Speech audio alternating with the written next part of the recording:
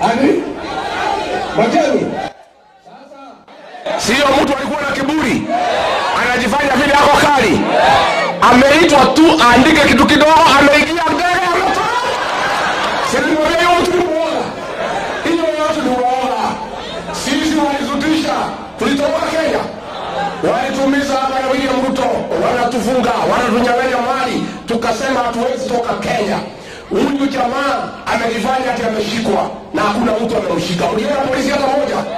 Lakini ile kitu hapo nayo ni ile inaitwa hallucination. Hata akiona kivuli yake anaona polisi. Ana hana ni kuogopa. Kwa sababu yeye alitumia polisi kutisha wao.